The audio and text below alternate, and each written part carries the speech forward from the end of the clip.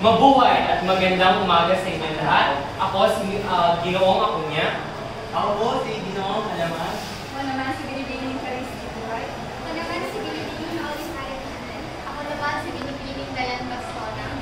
Ako naman si Binibining Rene Joy Villarriasas. Ako naman si Binibining Anselmo. Ako si Ginoong Lester Arendela. At ako naman si Jeremy R. Osorcot. At sisimulan na namin ang aming personal. Napangungunahan po ng panalangin ng Ginoong Lester. Tayo po ay magsitayo. Load po natin ang itawo po natin ang ating mga napulo.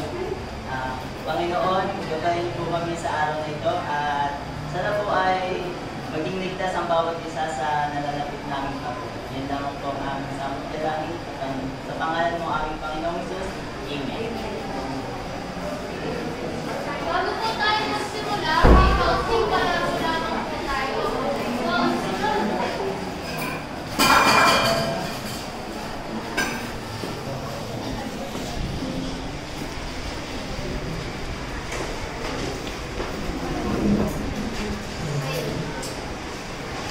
Ang palaro po natin ay tinatawag natin, Titik po klase.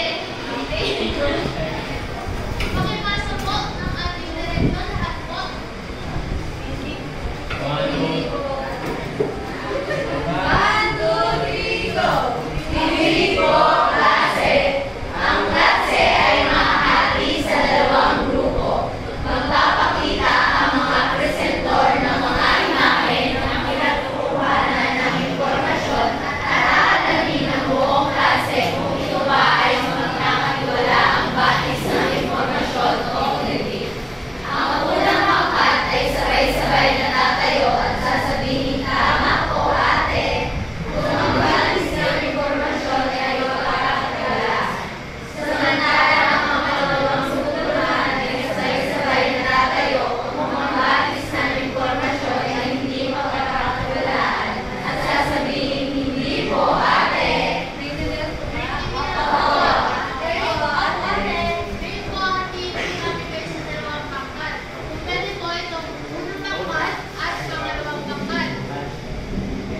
Kapag po ang pinakita po namin ay mapagkakatiwala ang batis ng impormasyon, tatayo po kayo, sasabihin, tama po ate.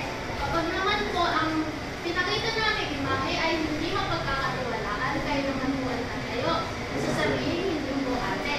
Ngayon, ang challenge po dito, kailangan po kayo ay magkaisa sa sagot. Kasi sabay-sabay po yun. Naintindihan po?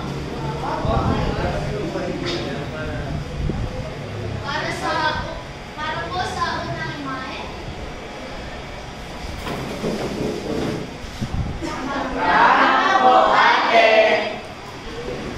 Very good, very good. So, naman po, para po sa pangalawang imahe.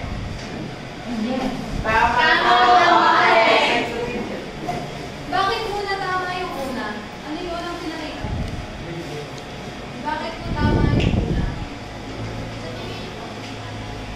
Dahil ng libro po, or sa parte po ng libro, hindi po nawawala ang sanggunian o ang reference. Ito po yung magpapatunay na tama ang mga impormasyon na nakatagong niya.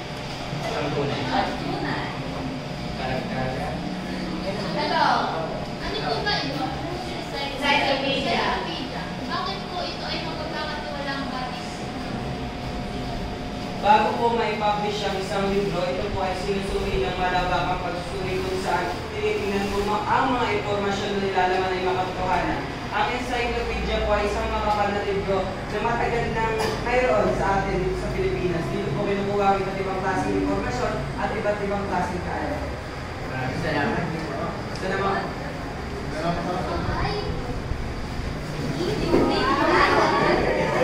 Bakit po hindi? Kasi hindi ko pwede mapalitan.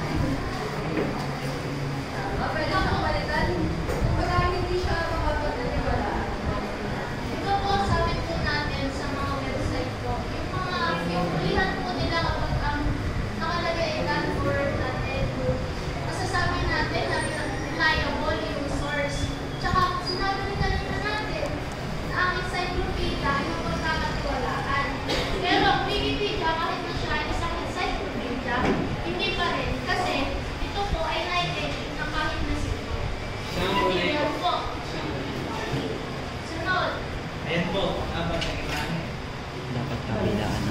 yung para sa kayo natututunan.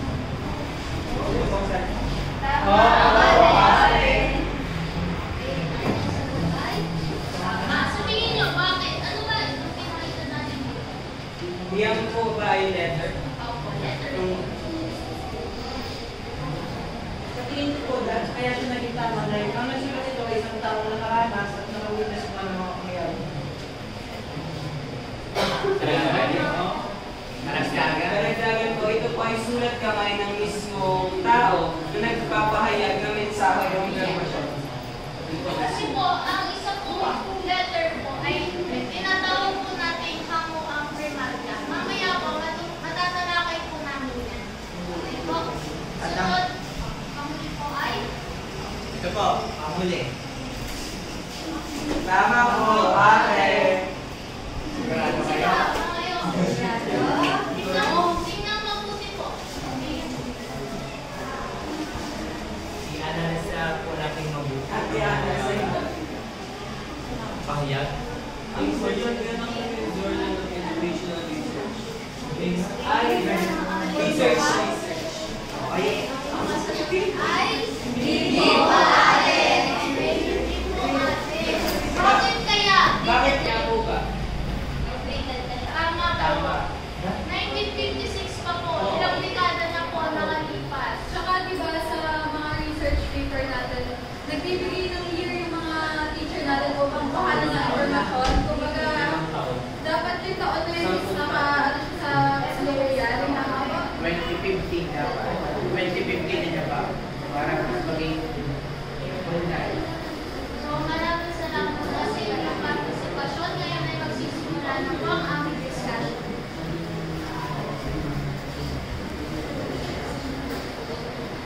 pagpili ng batis ng informasyon.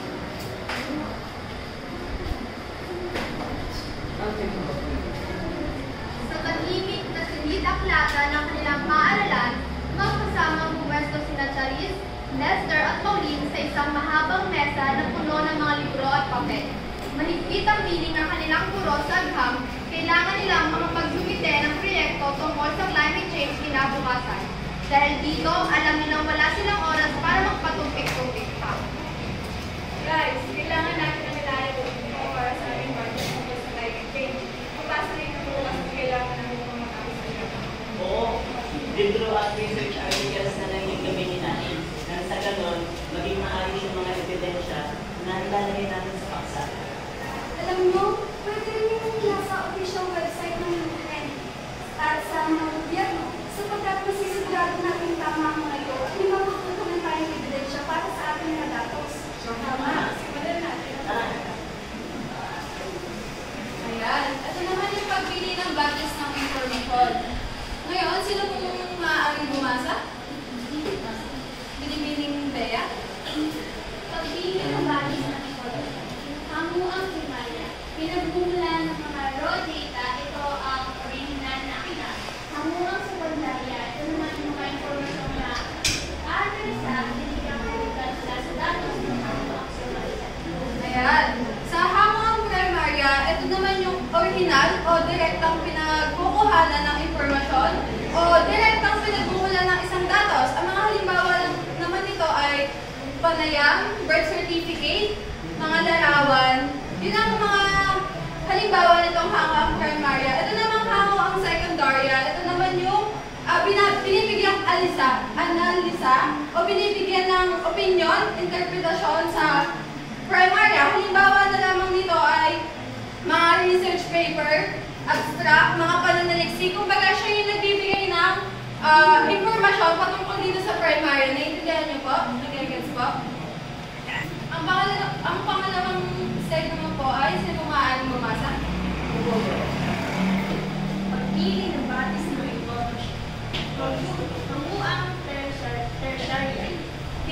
Pinapanonooban ng mga aklat at artikulo na lumalago at nag-uulat tungkol sa hamuang primarya at sekundarya. Hamuang elektroniko, mga impormasyong matatagpuan sa ito.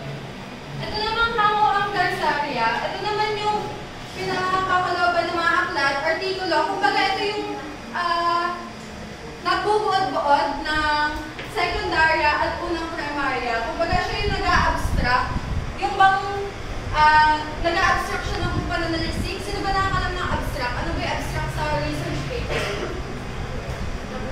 Gabuan siya. So, ito na yung papasok na dito yung primary at saka yung una. Magiging papasok siya dito sa tertiarya kasi pinaglalooban siya ng mga aklat, libro, dito siya papasok. Ito namang hanga elektroniko, dito matatagpuan nitong tatlo. Kumbaga, ang mga example nito ay yung mga sa internet, yung mga e-book, journal, sa mga blog, matatagpuan nitong tatlong to. Pero sa internet siya makukuha. Yun po.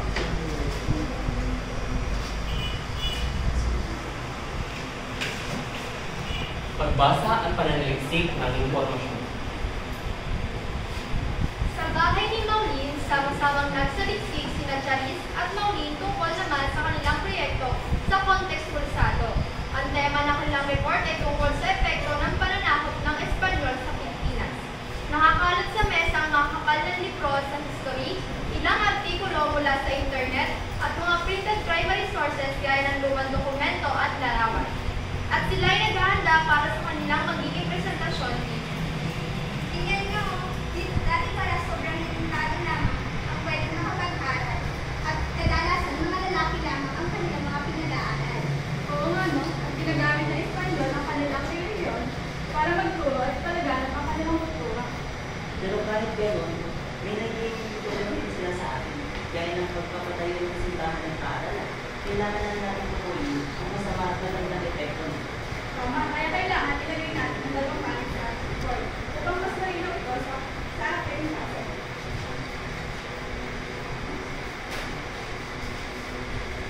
Ano nga ba ang pagbasa at pananaliksik ng impormasyon? Tayo ay may ilang uri ng pagbabasa, tulad ng scanning. Ang scanning ay ang mabilis na pagbabasa, skimming rather. Ang skimming ay mabilis ang pagbabasa upang makita agad ang mga detalyadong impormasyon upang maitala agad natin ito. Pangalawa, scanning. Ito ay ang paghahanap agad ng mga mahalagang impormasyon upang mas maintindihan at makalap agad natin ang mga impormasyong kailangan natin. Pangatlo, survey. Tulad sa nakalagay dito, ang kabuoong idea ang kinakailangan kunin upang mas makuha o mas detalyado ang mga impormasyon natin kukuhanin. Tama po ba? Pang-apat, intensive. Ito ay isang uri ng pagbabasa kung saan maingat na tinitingnan ang bawat salita na nakapahayag doon sa konteksto upang mas malinaw, mas detalyado at mas madaling unawain. Pang-lima, casual. Ito ay mga isa pang uri ng pagbabasa tulad ng Wattpad. Ito ay nagbibigay ng kasiyahan sa bawat isa ng mga nagbabasa. Tulad ng mga Wattpad nga, ng mga manga, yan. Ito ay nagbibigay ng kasiyahan sa bawat isa na mambabasa. Pang-anim ay ang pagtatala ng mga informasyon upang mas madali nilang maintindihan dahil halimbawa meron tayong hindi agad maintindihan na salita. Ito itatala natin upang sa susunod na pagtatalakay ay mas mauunawanan natin dahil pwede natin itong saliksik. Tama po ba? At lamang ang aming na uri ng pagbabasa.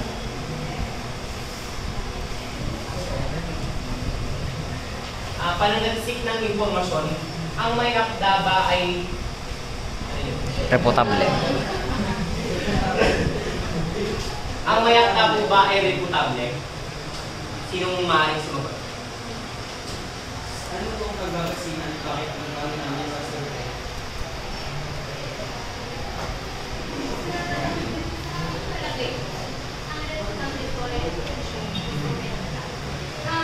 Kapag tuban tayo ay nakahalang ng balita, kasi tayo po ba agad ay nagtitiwala sa mayakta? Di ba po naalam po natin kung ano po ba ang reputasyon niya?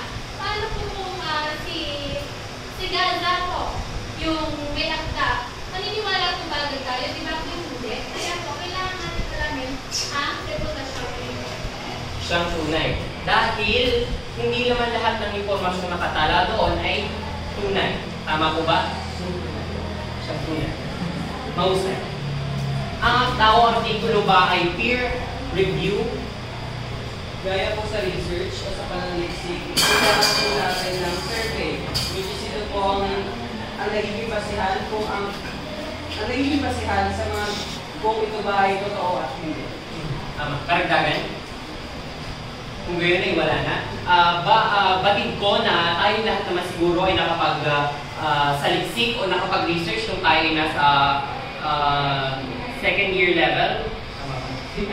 Senior high school level.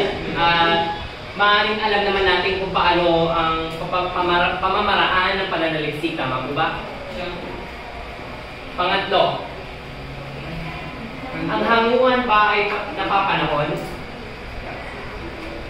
Isa sa mga dapat natin i-consider kapag tayo ay nagsasaliksik o tayo ay gumagawa ng mga research paper o naghahanap ng mga information ay titignan natin kung ang mga date ba na nakalagay ay napapanahon or hindi. Tama. Dahil katulad nung kaninang imahe na pinakita dito sa ating viewboard ay hindi naman siya tama. Tama po ba? Siyang tunay. Pangapat, naging maingat ba ang mga pagtalakay sa paksa? Sino maaari pang sumagot? Other hands?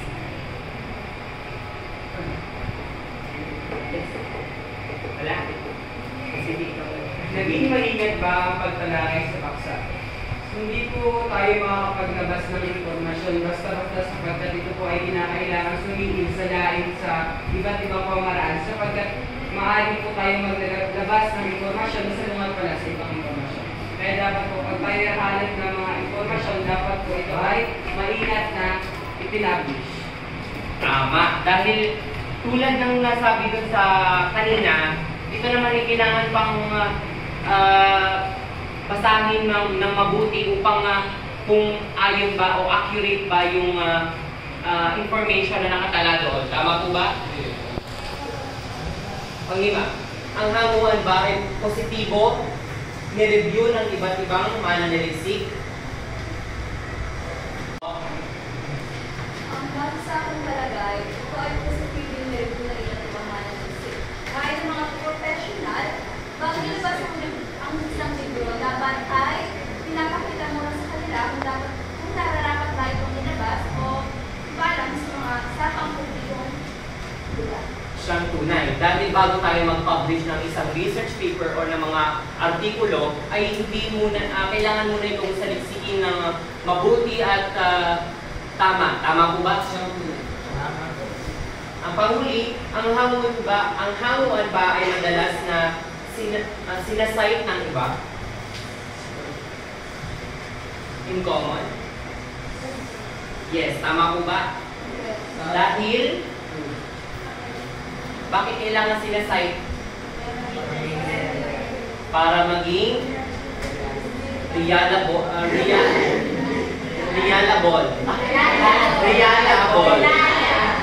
Basta yun. At kung yun lamang ay maraming salamat.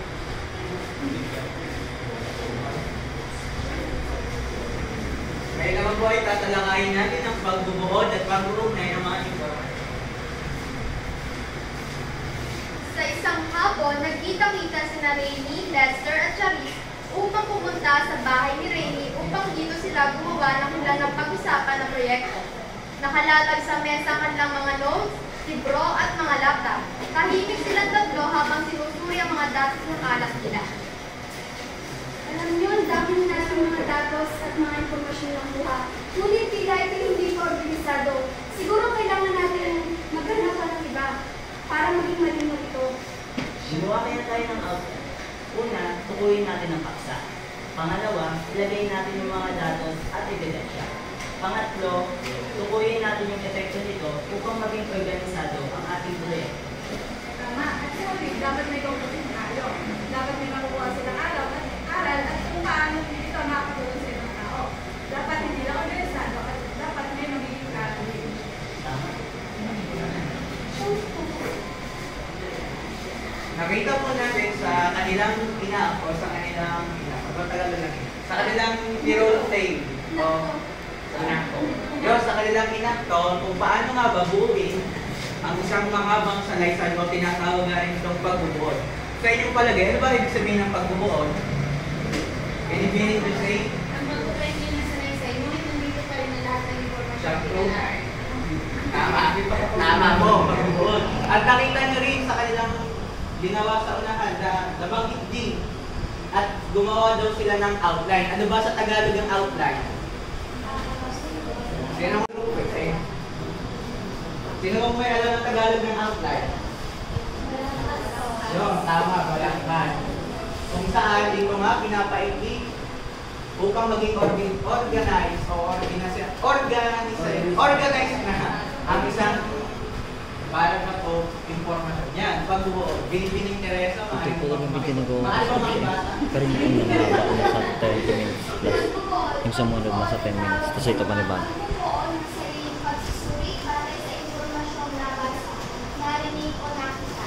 Ang haba nito ay 1-3 lang ng binabasa teksto at tinutukoy agad ang tamang naming ideya o punto kaugnay ng paksa. Maraming salamat. Yan nga po, sabi nga po dyan, ang pagbubuo mo ay tawag sa magbubuo ng sariling konstituti batay sa informasyon na bata, narinig o nakita.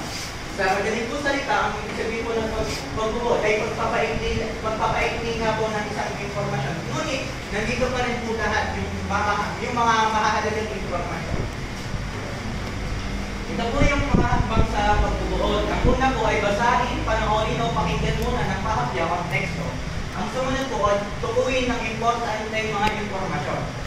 Pangatlo po, ang pag-ugnay-ugnayin ang mga ideyang ito upang mabuo ang pinakapunto o thesis. Pang-apat po ay sulatin ang buod at tiyakin ang organisasyon ng teksto. Yan po ang hakbang po sa pagbubuo o proseso.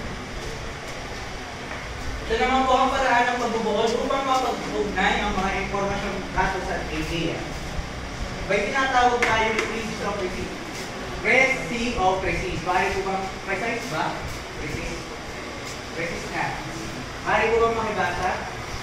Yung binibining precise. Kaya. Ayon kay Castillo, 2012, ang price ay eksaktong replika ng original na akda sa pinaikling version na ipapahayag ng kumpleto ang argumento.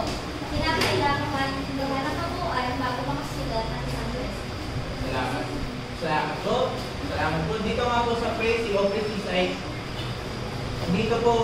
ito po yung eksaktong replika o ito po yung pinaikling version na ipapahayag ng kompleto at ng kompleto sa argumento.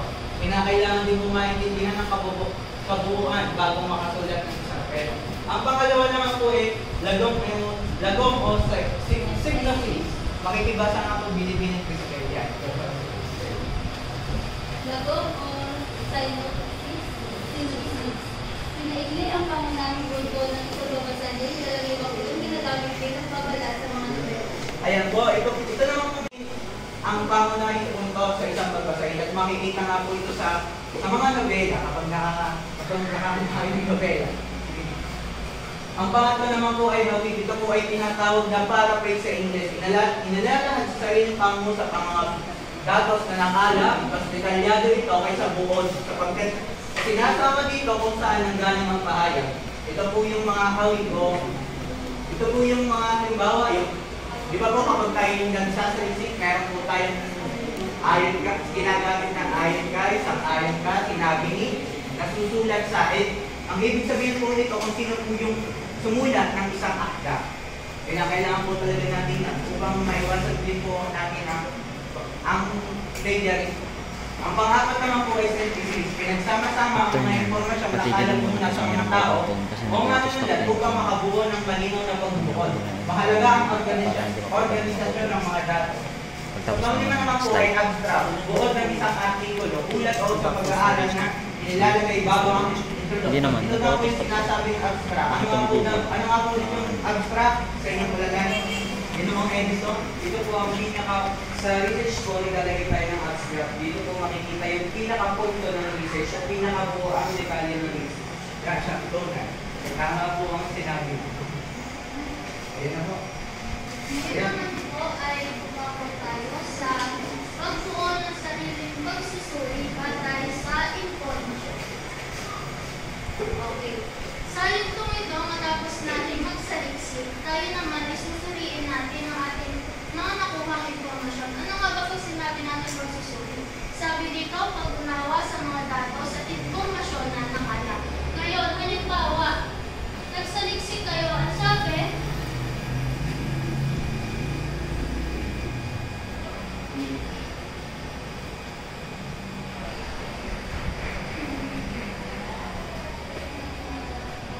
nagsaliksik kayo. Ang sabi, ang komunikasyon ay mahalaga.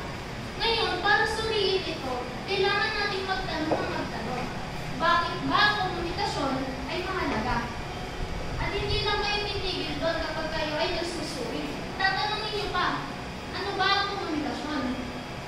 Bakit nakikipag-komunikasyon? At isa pa, paano nakikipag-komunikasyon? Naiintindihan po ba kung paano magsuri? Okay po. Ngayon, pagbuo ng sariling pagsusuri batay sa impormasyon.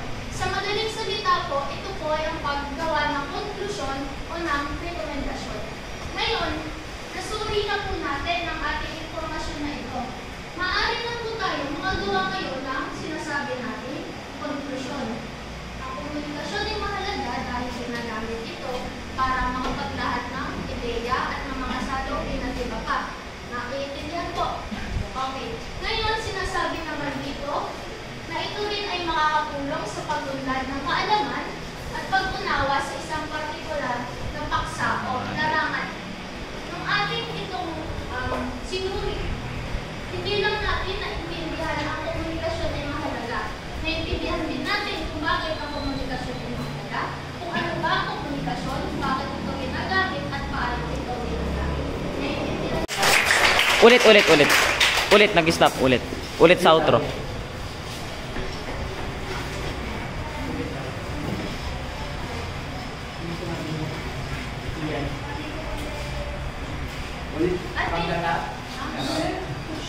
At dito na po nagtatapos ang aming presentasyon. Sana ay may naintindihan po kayo. Muli ako po si Binibining Alcelo. Ako naman po si Binibining Asorbon. Ako naman si Binibining Cariasas. Ako naman si Binibining Dayan Bascona. Ako naman si Binibining Nolan Arico. Ako po si Ginoong James Talaga. Ako po si Ginoong Lester Angela. Ako naman po si Binibining Buwan. Muli, ako si Ginoong Matunyat. Mabuhay at maraming salamat.